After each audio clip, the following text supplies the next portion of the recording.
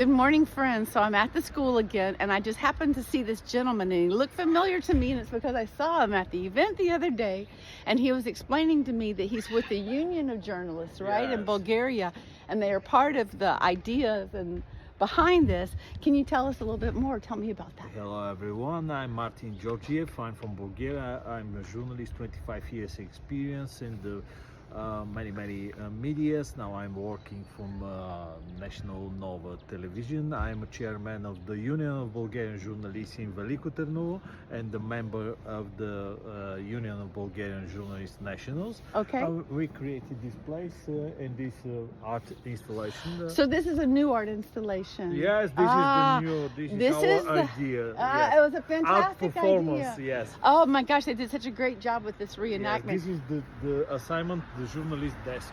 Yes, and this is connected to this Yes, this is- over here where it's talking about, right? That's what you were recreating. Exactly. Yeah, so they were reproducing, and I showed this in another video that I did, but it was a date that happened on October the 16th in 1886 when they sent a telegram from Veliko Tarnovo.